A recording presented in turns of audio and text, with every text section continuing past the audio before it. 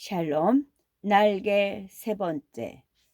M군은 실망하였다. 업은 아무리 생각하여 보아도 마이너스의 존재였다. 저런 사람이 필요할까?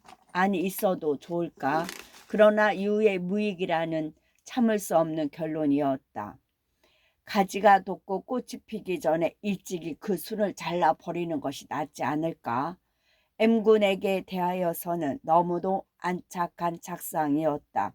그리하여 다시 한번 업의 전도를 위하여 잘 지도하여 볼까? 그러나 한 사람의 사상은 반응키 어려울 만큼 완성되어 있지 않은가? 뿐만 아니라 설복을 당하기에는 업의 의지는 너무 까다롭다. M군의 업에 대한 애착은 근본적으로 닿아 버렸다. M군의 이러한 정신적 실망의 반면에는 물질적인 방면에서 받은 영향도 적지 않았다. 그것은 오늘까지 업의 학비를 대어오던 M군이 수년 전에 그의 아버지가 불의의 애군으로 말미암아 파산을 당하다시피 하여 유유자적하던 연구실의 생활도 더하지 못하고 어느 관리병원 촉탁의가 되어가지고 온갖 물질적 고통을 당하지 않으면 안 되게 되었던 것이다.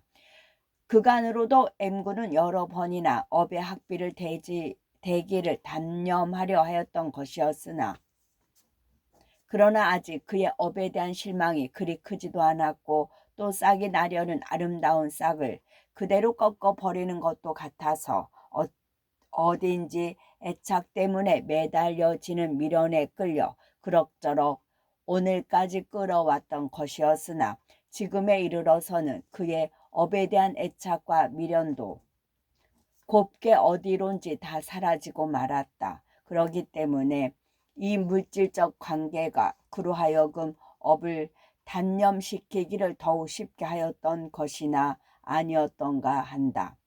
업이 이번 봄은 벌써 업이 졸업일세 그려.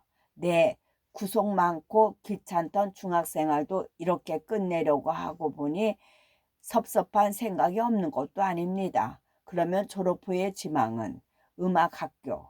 그래도 주저하던 담념은 M군을 결정시켜 버렸다. 업이 자네도 잘 알다시피 지금의 나는 나한 몸뚱이를 지지해 나가기에도 어려운 가운데 있어 음악학교의 뒤를 대어줄 수가 없다는 것은 결코 악의가 아니야. 나의 지금 생각 같아서는 천재의 순을 꺾는 것도 같으나 이제부터는 이만큼이라도 자네를 길러주신 가난한 자네의 부모의 은혜라도 갚아보는 것이 좋을 것 같네. 이 말을 하는 M군은 도저히 업의 얼굴을 쳐다볼 수가 없었다. M군의 이와 같은 소극적 약점은 업으로 하여금 오, 네 은혜를 갚으란 말이로구나 하는 부적당한 분개를 불지르게 하는 것이었다. 그러나 이렇게 말하는 M군은 언제인가 학교 무슨 회에서 여흥으로 만인의 이목이 집중되는 연단 위에서 바이올린의 줄을 농락하던 그 어비를 생각하고 섭섭히 생각한 것만치 그에게는 조금도 악의가 품어있지 않았던 것이다. M군의 업에 대한 내 몸이 어렵더라도 시켜보려 하였으나 하던 실망은 즉시로 나를 미워하는 세상, 내 마음대로 되지 않는 세상 하는 업의 실망으로 옮겨졌다. 내 생명을 꺾으려는 세상, 활동의 원동력을 주리하지 않는 세상. MC요, 당신은 나를 미워했지. 나의 천재를 시기했지. 나는 당신을 원망합니다. 어두운 거리를 수없이 헤매는 것이 여황의 전한 계집과 식뚝꺽뚝 하소연하는 것이 남의 집 단모퉁이에서 밤을 새우는 것이 공원 벤치에서 낮잠을 자는 것이 때때로 죽어가는 티시를 졸라서 몇 푼의 돈을 긁어내어 피부에 옅은 활락을 찾아다니는 것이 중학을 마치고 나온 청소년 업의 그 후 생활이었다. 나날이 늘어가는 것은 업의 교만 방종한 태도. 아버지, 아버지는 왜 다른 아버지들과 같이 돈을 많이 좀 못 벌으셨습니까? 왜 남같이 자식 공부 좀 못 시켜줍니까? 왜 남같이 자식 호강 좀 못 시켜줍니까? 왜 도두려는 순을 꺾느냐는 말이오. 아버지 무섭다는 생각은 업에게는 덜컥 많지도 있을 리가 없었다. 그것은 차라리 티씨가 아들 어비를 무서워하는 것이 옳을 것 같은 상태였으니까. 오냐, 다 내 죄다. 그저 아비 못 만난 탓이다. 티씨는 이렇게 업에게 비는 것이었다. 애비가 자식 호강 못 시키는 생각만 하고 자식의 애비 호강 좀 시켜보겠다는 생각은 꿈에도 못하겠니? 애끼 못된 자식. 티씨에게 이런 생각은 참으로 꿈에도 날 수 없었다. 천재를 썩힌다. 애비의 죄다. 이렇게 티씨의 생활은 속죄의 생활이었다. 그날의 밥을 끓여 먹을 쌀을 걱정하는 그들의 살림 가운데서였으나 업에 돈을 내라는 절대한 명령에는 쌀 팔 돈이고 전당을 잡혀서이고 그 당장에 내어놓지 않고는 죽을 것 같지만 알고 있는 티씨의 살림이었다. 차마 못할 야료를 티씨의 눈앞에서 거리낌 없이 연출하더라도 며칠 밤식을 못 갈 때 가서 자고 들어오는 것을 티씨 눈으로 보면서도 저것의 심정을 살핀다는 듯이 미안하다. 다 내 죄가 아니면 무엇이냐는 듯이 업의 앞에서 머리를 숙인 채 업에게 말 한마디 던져볼 용기도 없이 마치 무슨 큰 죄나 진 종이 주인의 얼굴을 차마 못 쳐다보는 것과 같이 묵묵히 앉아 있는 것이었다. 때로는 해외의 형은 어쩌면 돈도 좀 보내주지 않는다. 이렇게 얼토당토하는 그 형을 원망도 하여 보는 것이었다. 티시의 아들 업에 대한 이와 같은 죽은 쥐 같은 태도는 업의 그 교만 종횡한 잔인성을 더욱더 조장시키는 족진제 외에는 아무것도 아니었다. 업에 실망한 M군과 M군에 실망한 업의 사이가 멀어져 감은 물론이요. 그러한 부합리한 T씨의 태도에 불만을 가득 가진 M군과 자기 아들에게 주던 사랑을 일조에 집어던진 가증한 M군을 원망하는 T씨의 사이도 점점 멀어져 갈 따름이었다. 다만 해외에 방랑하는 그의 소식을 직접 듣는 M군이 그의 안부를 전하는 동시에 그들의 안부를 알려 T씨의 집을 이따금 방문하는 외에는 그들 사이에 오고 감의 필요가 전혀 없던 것이었다. M에게 보내는 편지 6번째, 2달. 그것은 무궁한 우주의 연령으로 볼 때에 얼마나 짧은 것일까. 그러나 자네와 나 사이에 가로질렀던 그 2달이야말로 나는 자네의 죽음까지도 우려하고 자네는 나의 죽음까지도 우려하였음직한 추측이 오측이 아닐 것이 분명할 만치 그렇게도 초조와 근심에 넘치는 길고 긴 2달이 아니었겠나. 자네와 나의 그 우려, 그러나 내가 이 글을 쓰며 자네의 틀림없는 건강을 믿는 것 같이 나는 다시 없는 건강의 주인으로서 나의 정력이 허락하는 한도까지 밤과 낮으로 힘차게 일하고 있는 것일세. M군, 나는 이 끊임없는 건강을 자네에게 전하는 기쁨과 아울러 멀지 않아 우리 두 사람이 얼굴과 얼굴을 서로 만나겠다는 기쁨을 또한 전하는 것일세. 우수한 말이나 지금쯤 참으로 노련한 한 사람의 의학사로 완성되어 있겠지. 그 노련한 의학사를 멀리 떨어져 나의 요즘 열심으로 하여 오던 의학의 공부가 지금에는 겨우 얼간 의사 하나를 만들어 놓았다는 것은 그 무슨 희극정 대조이겠나. 이것은 이곳의 친구의 직접의 원조도 원조이겠지만은 또 한편으로 멀리 있는 자네의 나에게 대하여 주는 끊임없는 사랑의 덕이 그 대부분이겠다고 믿으며 또한 자네가 더 한층이나 반가워할 줄 믿는 소식이겠다고도 믿는 것일세. 내가 고국에 돌아간 다음에는 자네는 나의 이 약한 손을 이끌어 그 길을 함께 걸어주겠다는 것을 약속하여 주기를 바라며 마지 않는 것일세. 오늘날 꿈에만 그리던 고국으로 돌아가려 하고 보니 감개무궁하여 나의 가슴을 어지럽게 하네. 10여 년의 기나긴 방랑 생활에서 내가 얻은 것이 무엇인가? 한 분 어머니를 잃었네. 그리고 절뚝발이가 되었네. 글 한자 못 배웠네. 돈 한 푼 못 벌었네. 사람다운 일 하나 못하여 놓았네. 오직 누추한 꿈속에서 나의 몸서리칠 청춘을, 일생의 중요한 부분을 삭제당하기를 그저 달게 받아왔을 따름일세. 차인 장고가 무엇인가? 무슨 낯으로 형제의 낯을 대하며 무슨 낯으로 고향 친구의 낯을 대할 것인가? 오직 회한 차인 장고가 있다고 하면 오직 이 회한의 한 뭉텅이가 있을 따름이 아니겠나. 그러나 다시 생각하고 나는 가벼운 한숨으로써 나의 괴로운 마음을 안심시키는 것이니 그렇게 부끄러워야만 할 고향 땅에는 지금쯤은 나의 얼굴, 아니 나의 이름이나마 기억할 수 있는 사람의 한 사람조차도 있지 않은 것일 뿐이랴. 그곳에는 이 인생의 패배자인 나를 마음으로써 반가이 맞아줄 자네 M군이 있을 것이요 육친의 형제 T가 있을 것이므로 일세. 이 기쁨으로 나는 나의 마음에 용기를 내게 하여 목매에도 그리던 고향의 흙을 밟으려 하는 것일세.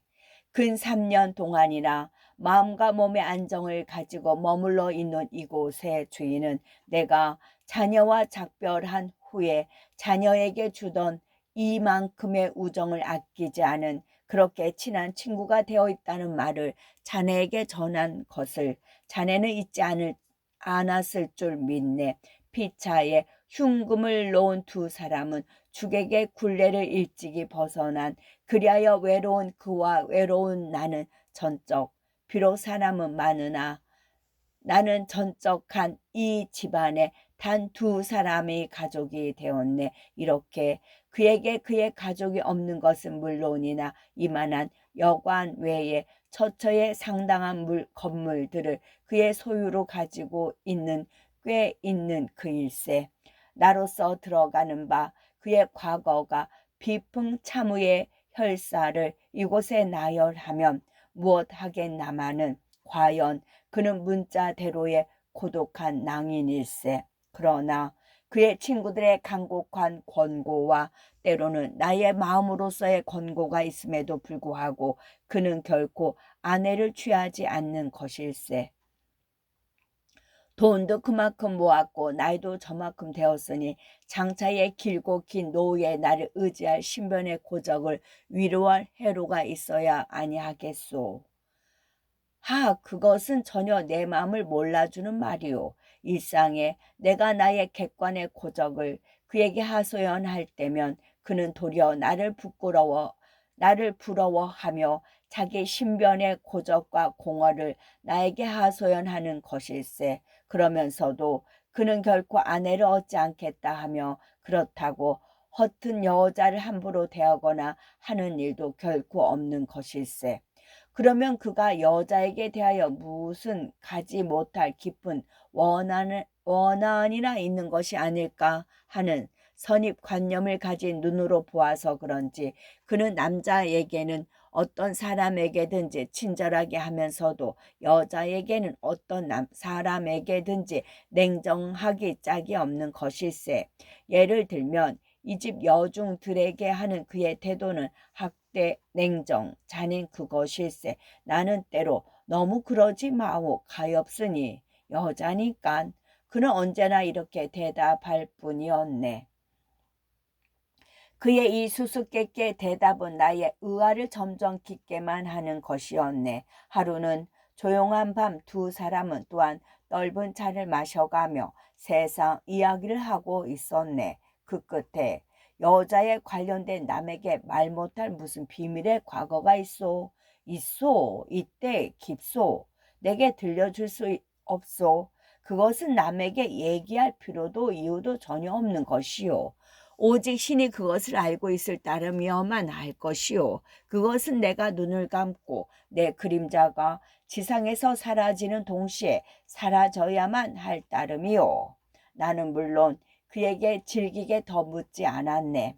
그의 그림자와 함께 사라질 비밀이 무엇인지는 모르겠으나 쾌활한 기상의 주인인 그는 또한 남다른 개성의 소유자인 것일세.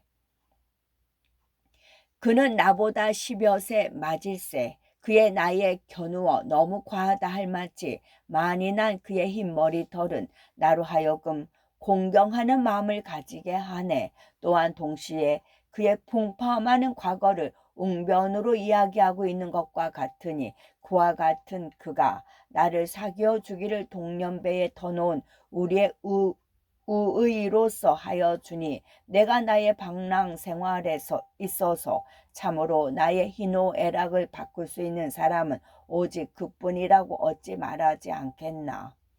그와 나는 구구한 그야말로 경제 문제를 벗어난 가족.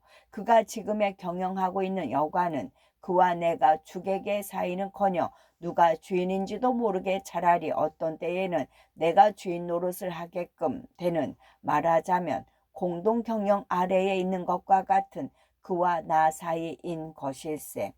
그의 장부는 나의 장부였고 그의 금고는 나의 금고였고 그의 열쇠는 나의 열쇠였고 그의 이익과 손실은 나의 이익과 손실이었고 그의 채권과 재무는 나의 채권과 재무인 것이었네.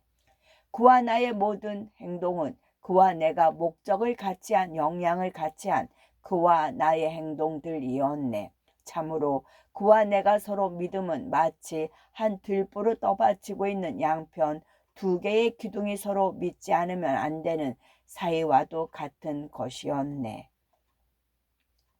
이와 같은 기쁜 소식만을 나열하고 있던 나는 지금 돌연히 그가 세상을 떠났다는 슬픈 소식을 자네에게 전하지 않을 수 없는 운명에 조우된 지 오래인 것을 말하네. 나와 만난 후 3년에 가까운 동안뿐 아니라 그의 말에 의하면 그 이전에도 몸살이나 감기 한 번도 알아본 적이 없는 퍽 건강한 몸의 주인이던 그가 졸지에 이렇게 쓰러졌다는 것은 그와 오랫동안 같이 있던 나로서는 더욱이 나 이외인 것이었네. 한 2, 3일을 앓는 동안에는 신혈이 좀 있다 하더니 내가 옆에 앉아있는 앞에서 고요히 잠자는 듯이 갔네. 사람 없는 벌판에서 별을 쳐다보며 죽을 줄 안 내 몸이 오늘 이렇게 편안한 자리에 누워서 당신의 서러운 간호를 받아가며 세상을 떠나니 기쁘오. 당신의 은혜는 명도에 가서 반드시 갚을 것을 약속하오. 이 집과 이 가진 물건에 얼마 안 되는 것을 당신에게 맡기기로 수소까지 다 되어 있으니 가는 사람의 마음이라 가엾이 생각하여 맡아주기를 바라고 아무쪼록 그것을 가지고 고향으로 돌아가 형제 친구들과 함께 기쁘게 살아주기를 바라오. 내가 이렇게 하잘것없이 갈 줄은 나도 몰랐소. 그러나 그것도 다 내가 나의 과거에 받은 그 뼛살에 지나치는 고생의 열매가 도진 때문인 것 아오. 나를 보내는 그대도 외롭겠소마는 그대를 두고 가는 나는 사바에 살아 꿈쩍이던 날들보다도 한층이나 외로울 것 같소. 이렇게 쓰디 쓴 몇 마디를 남겨놓고 그는 갔네. 그 후 그의 장사도 치른 지 며칠째 되던 날 나는 그의 일상 쓰던 책상 속에서 위의 말들과 같은 의미의 유서 그리고 문서들을 찾아냈었네. 이제 이것이 나에게 기쁜 일일까? 그렇지 않으면 슬픈 일일까? 나는 그 어느 것이라고도 말하기를 주저하는 것일세. 내가 그의 생전에 그와 내가 주고받던 친교를 생각하면 그의 죽음은 나에게 무한히 슬픈 일이 아니겠나마는 어머니의 뱃속을 떠나던 날부터 적빈에만 지질러가며 살아온 내가 비록 남에게는 얼마 안 되게 보이는지 모르겠으나 나로서는 나의 일생에 상상도 하여 보지도 못할 만체 거대한 재산을 얻은 것이 어찌 그다지 기쁜 일이 아니겠다고 생각하겠는가. 이러한 나의 생각은 세상을 떠난 그를 생각하기만 하는 데에서도 없을 양심의 가책을 안 받는 것도 아니겠으나, 그러나 위에 말한 것은 나의 양심의 속임 없는 속삭임인 것을 어찌하겠나. 어째서 그가 이것을 나에게 물려줄까? 죽은 그의 이름으로 사회업에 기부할까? 이러한 생각들이 끊임없이 나의 머리에 지나오곤 한 것은 또한 내가 나의 마음을 속이는 말이겠나. 그러나 물론 전에도 느끼지 않은 바는 아니나 차차 나이 들고 체력이 감퇴되고 원기가 좌절됨을 따라서 이 몸의 주위의 공허가 역력히 발견되고 청혼의 젊은 뜻도 차차 주름살이 잡히기를 시작하여 고향을 그리워하는 마음 한낱 이 몸의 쓸쓸한 느낌만이 나날이 커가는 것일세. 그리하여 어서 바삐 고향에 돌아가 사랑하는 친구와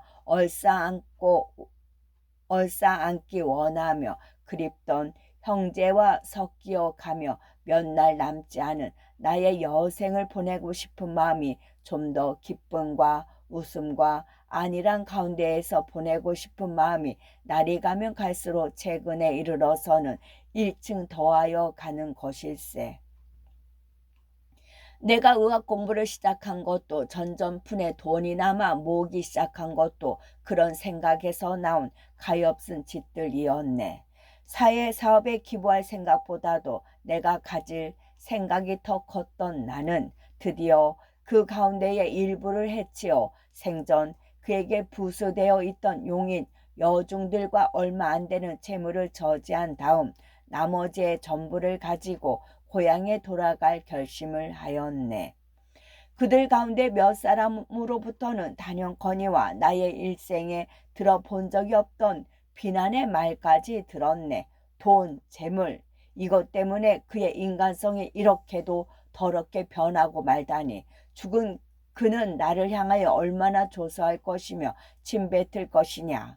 새삼스러이 찌들고 까부러진 이 몸에 하잘것없음을 경멸하며 연민하였네. 그러면서도 이것도 나 여태껏 나를 붙들어 매고 있는 적빈 때문이 아니냐. 이렇게 자기 변명의 길도 찾아보면서 자기를 위로하는 것이었네. 친구를 잃은 슬픔은 어느 결에 사라졌는가. 지금의 나의 가슴은 고향 땅을 밟을 기쁨, 친구를 만날 기쁨, 형제를 만날 기쁨, 이러한 가지의 기쁨들로 꽉 차 있네. 놀라거니와 나의 일생에 있어서 한편으로는 양심의 가책을 받아가면서라도 최근 며칠 동안만큼 기뻤던 날이 있었던가를 의심하네. 아, 이것을 기쁨이라고 나는 자네에게 전하는 것일세. 그려 눈물이 나네. 그려. 자네는 일상 나의 조카 업의 칭찬의 말을 아끼지 않아왔지. 최근에 자네의 편지에 이 업에 대한 아무런 말도 잘 볼 수 없음을 무슨 일일까. 하여간 젖먹던 코 흘리던 그 어비를 보아버리고 방랑생활 10여 년 오늘날 그 업이 재질의 풍부한 생내의 영리한 어비로 자라났다 하니 우리 집안을 위해서나 일상의 적빈의 우는 티 자신을 위하여서나 덧없이 기뻐할 일이라고 생각하면서도 또 한편으로는 이제는 우리 같은 사람은 아무 소용이 없구나 하는 생각을 하니 감개무량하네.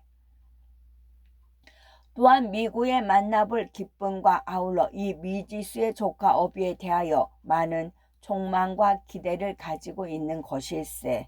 M군, 나는 아무쪼록 빨리 서둘러서 어서 속히 고향으로 돌아갈 자비를 차리려 하거니와 이곳에서 처치해야만 할 일도 한두 가지가 아니고 해서 아직도 이곳에 여러 날 있지 않으면 안 될 형편이나 될 수만 있으면 세전에 고향에 돌아가 그립던 형제와 친구와 함께 즐거운 가운데에서 오는 새해를 맞이하려 하네.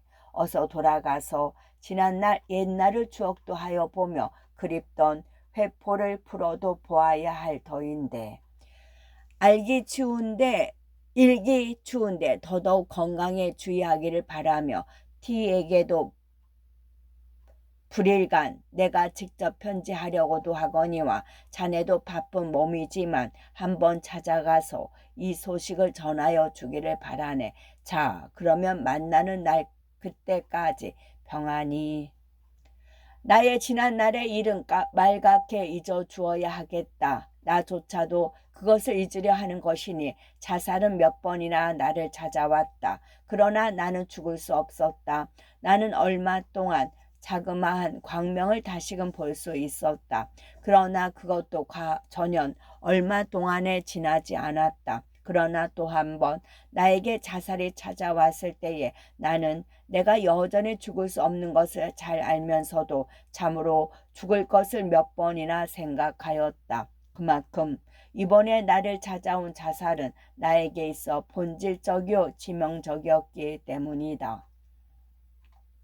나는 전혀 실망 가운데 있다. 지금의 나의 이 무서운 생활이 노위에 선 도승사의 모양과 같이 나를 지지하고 있다.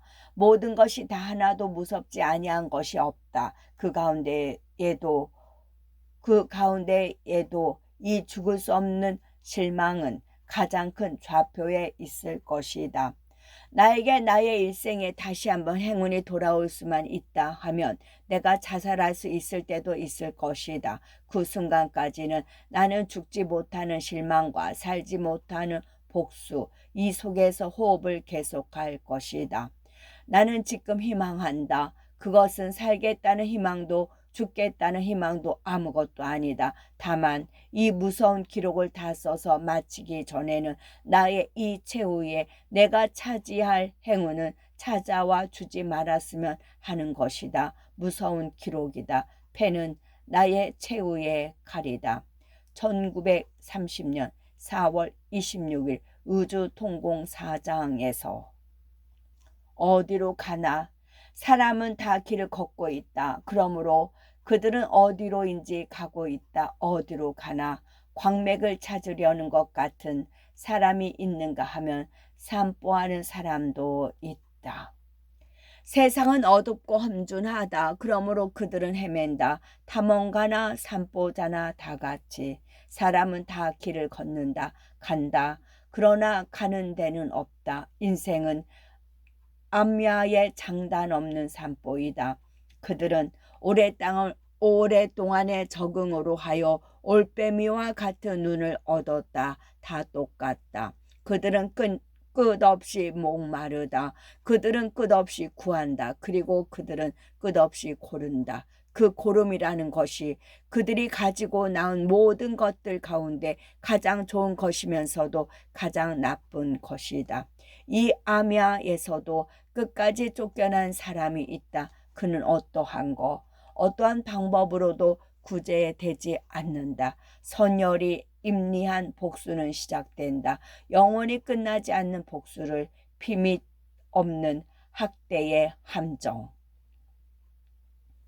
사람에게는 교통이 없다. 그는 지구권 외에서도 그대로 학대받았다. 그의 고기를 전부 졸여서 애라는 곡물을 만들어 사람들 앞에 눈물 흘리며 보았다. 그러나 모든 것은 더 한층 그를 학대하고 쫓아내었을 뿐이었다. 가자. 잊어버리고 가자. 그는 몇 번이나 자살을 꾀하여 보았다. 그러나 그는 이 나날이 지나야만 가는 복수의 불길을 가슴에 품은 채 싱겁게 가버릴 수는 없었다.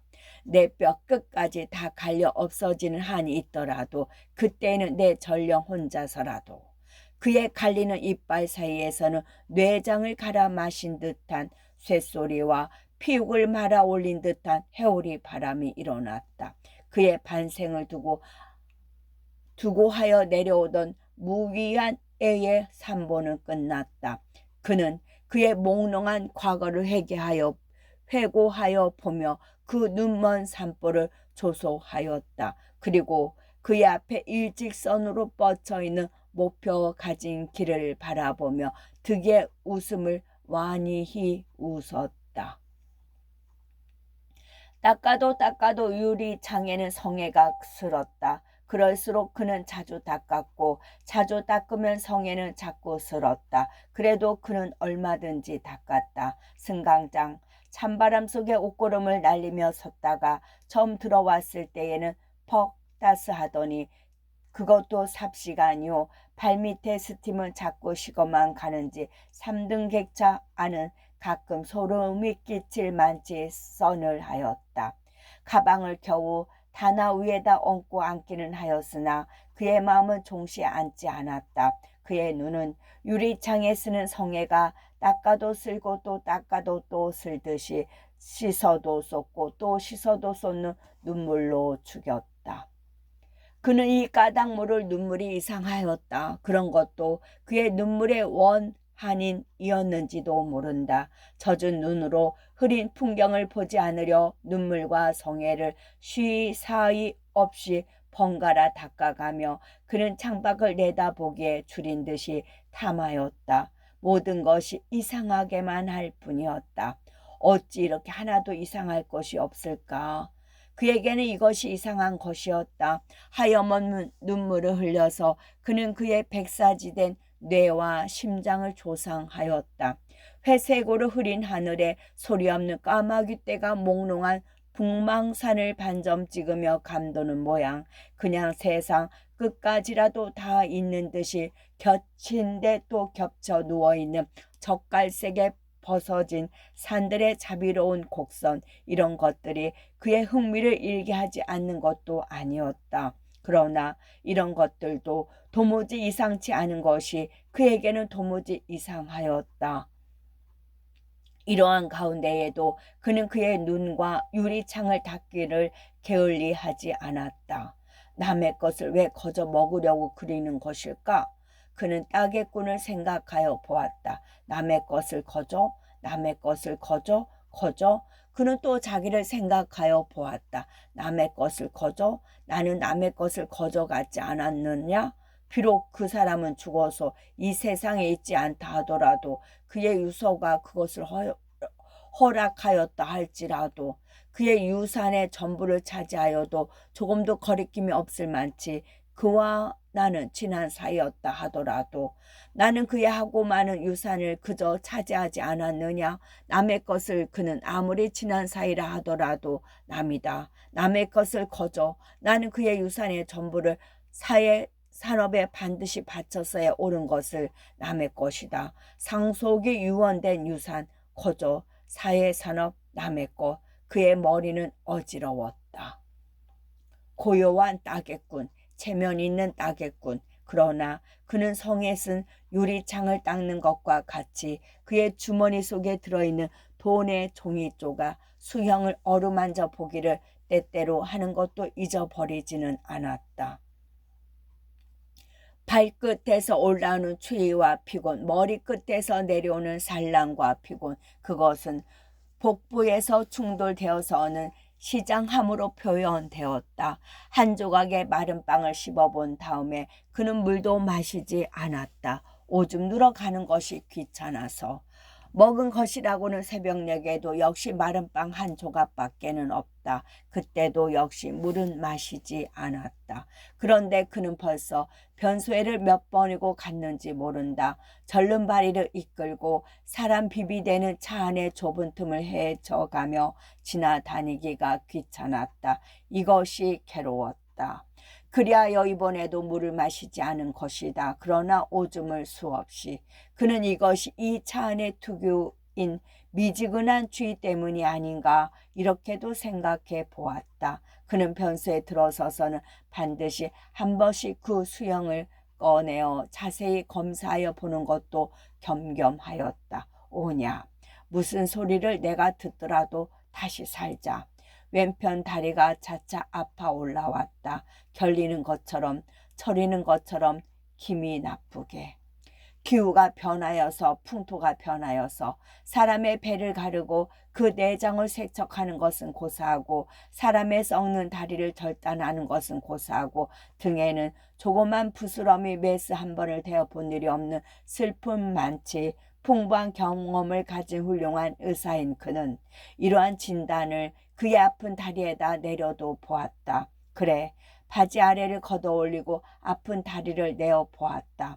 마른 편 다리와는 엄청나게 훌륭하게 뼈만 남은 왼편 다리는 바닥에서 솟아 올라오는 풍토 다른 추위 때문인지 죽은 사람의 그것과 같이 푸르렀다. 거기에 몇 줄기 새파란 정맥줄이 반투명체가 내 배듯이 내보이고 있었다. 털은 어느 사이에인지 다 빠져 하나도 없고 모공의 자국에는 파리똥 같은 까만 점이 위축된 피부 위에 일면으로 널려 있었다. 그는 그것을 나의 것이니만치 가장 친한 기분으로 언제까지라도 들여다보며 깔깔한 그 면을 맛좋게 쓸어 다듬어 주고 있었다. 그때에 건너편 자리에 앉아있던 신사는 가냘픈 한숨을 섞여 혀를 한번 쩍 하고 치더니 그 자리에서 일어서서 황황히 어디론가 가버렸다. 내리는 괴로군. 저 가방. 여보시오, 저 가방. 그는 고개를 돌이켜 그 신사의 가는 쪽을 향하여 소리 질렀다.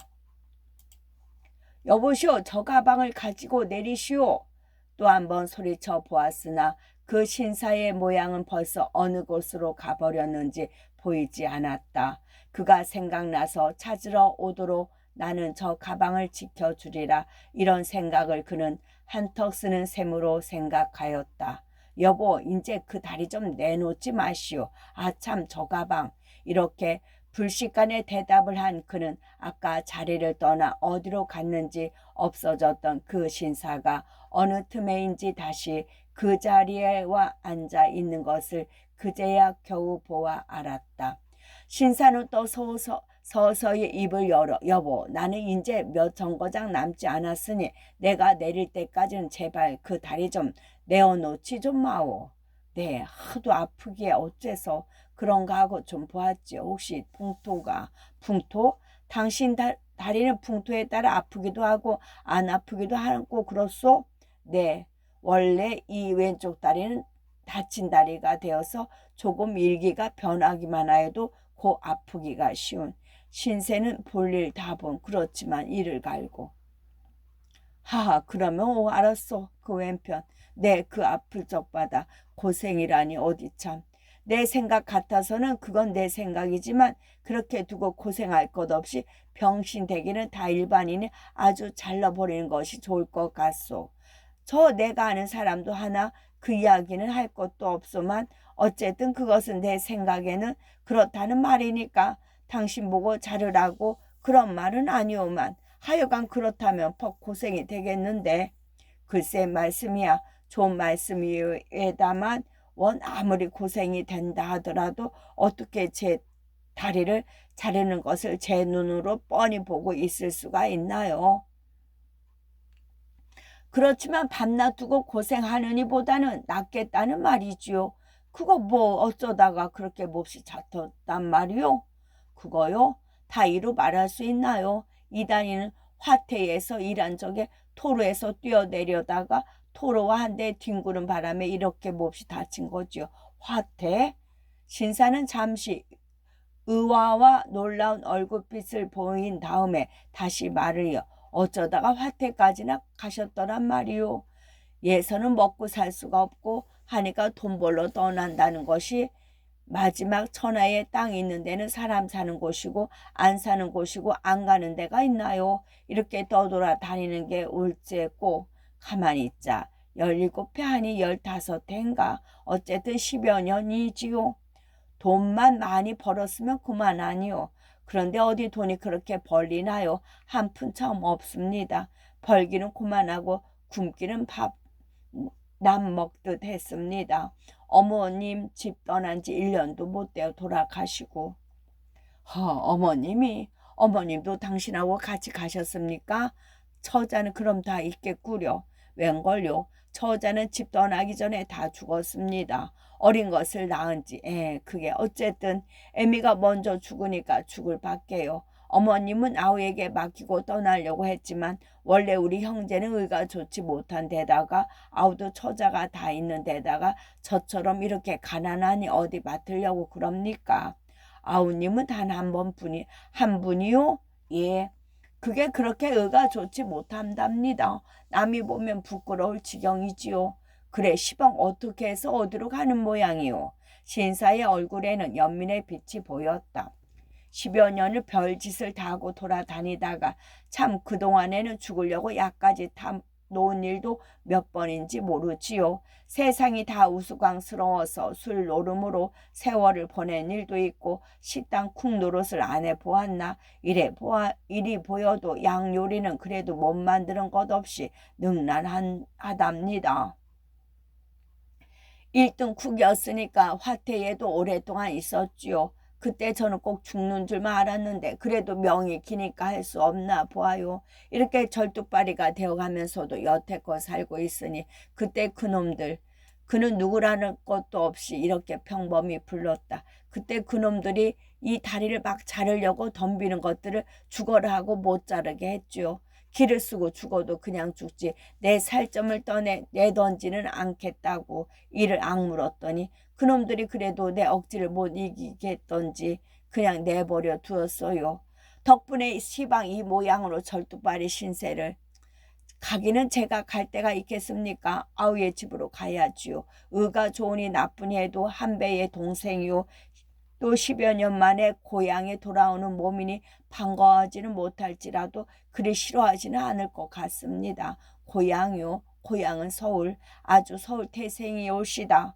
서울에는 아우하고 또 극진에 친한 친구 한 사람이 있습니다. 그저 그 사람을 믿고 시방 이렇게 가는 길이 올시다. 그렇지만 그 일을 악물고라도.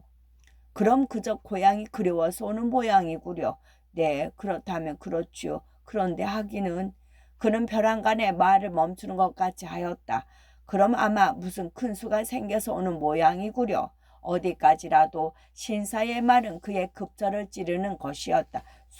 수가 생겼다면 하기야 수라도 아주 큰 수란 말이구려.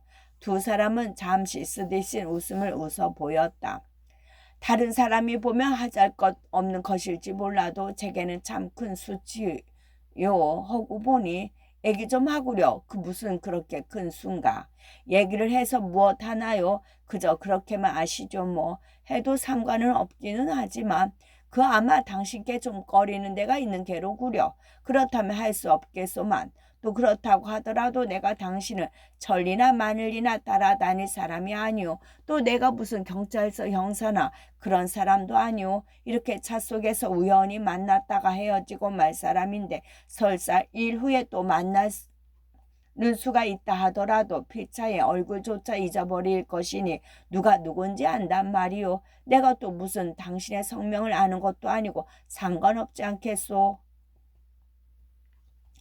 그렇다면야 뭐 제가 이야기 안 한다는 까닭은 무슨 경찰에 꺼릴 무슨 사기 취재나 했다 해서 그런 것이 아닙니다. 이야기가 너무 장황해서 또 몇 정거장 안 가서 내리신다기에 이야기가 중간에 끊어지면 하는 사람이나 듣는 사람이나 피차 재미도 없을 것 같고 그래서 그렇게 되면 내 이야기 끝나는 정거장까지 다 가리다 그려. 이야기가 재미만 있다면 말이오. 네? 아니 몇 정거장을 더 가셔도 좋다니 그것이 어떻게 하시는 말씀인지 저는 도무지. 두 사람은 또 잠깐 웃었다. 그러나 그는 놀랐다. 내 여행은 그렇게 아무렇게나 해도 상관이 없는 여행이란 말이오. 그렇지만 돈을 더 내셔야 않나요? 그래서 그렇게 놀란 모양이구려. 그건 조금도 염려할 거 없어. 나는 철도국에 다니는 사람인 고로 차는 돈 한 푼도 안 내는 고로 안 내고라도 얼마든지 거저탈 수 있는 사람이니까. 나는 지금 볼일로 어디에 가는 길인데 서울에도 볼일이 있고 해서 어디를 먼저 갈까 하고 망설이던 차에 미안한 말이지만 아까 당신의 그 다리를 보고 그만 먼저 보기로 한 것이요. 그렇지만 또 당신의 이야기가 아주 썩 재미가 있어서 중간에서 그냥 내리기가 아깝다면 서울까지 가면서 다 듣고 서울 일도 보고 하는 것이 좋을 듯도 하고 해서 하는 말이요. 네, 나는 또 철도국 차를 거저. 그거 참 좋습니다. 차를 얼마든지 거저. 거저 소리가 그의 머리에 거머리 모양으로 묘하게 쫙 달라붙어서는 떨어지지 않았다. 그는 잠깐 동안 혼자 애쓰지 않으면 안 되었다. 억지로 태어난 차림을 꾸미며 그는 얼른 입을 열었다. 그러나 그 말마디는 묘하게 굴곡이 심하였다.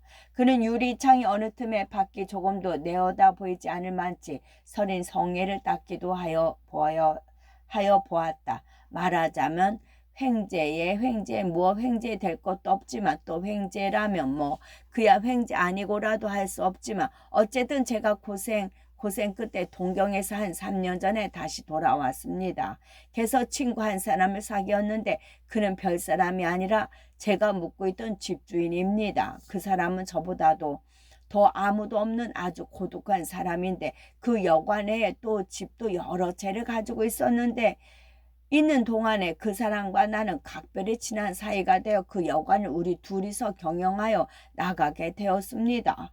그런데 그 사람이 얼마 전에 고만 죽었습니다. 믿던 친구가 죽었으니 비록 남이었건만 어떻게 서러운지 아마 어머님 돌아가실 때만큼이나 울었습니다.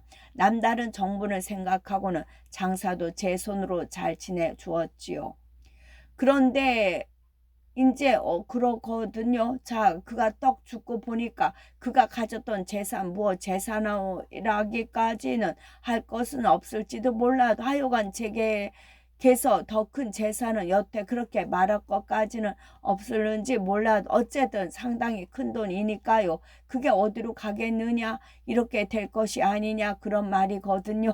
그러니까 그것을 당신이 슬쩍 이렇게 했다는 말인 것이오구려. 하안타는 참 행제는 천만에 제 생각에는 그것을 죄다 사업에 기부할 생각이었지요. 물론 그런데 안 했다는 말이지. 그런데 그가 죽기 전에 벌써 그가 저 죽을 날이 가까워 오는 것을 알고 그랬던지 다 저에게다 상속하도록 수속을 하여 놓고는 유서에다가 떡 무엇이라고 써 놓았는고 하니 사회사업에 기부하라고 써? 그게 아니거든요. 이것을 그대의 마음 같아서는 반드시 사회사업에 기부할 줄 믿는다. 그러나 죽는 사람의 소원이니 아무쪼록 그대로 가지고 고향으로 돌아가서 친척 친구와 함께 노후에 편안한 날을 맞고 보내도록 하라.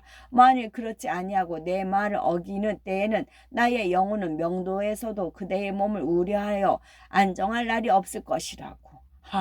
대단히 편리한 유서로군. 당신 그 창작. 신사는 말을 멈추었다. 그러나 그의 얼굴은 어디까지든지 냉소와 조롱의 빛으로 차 있었다. 끝.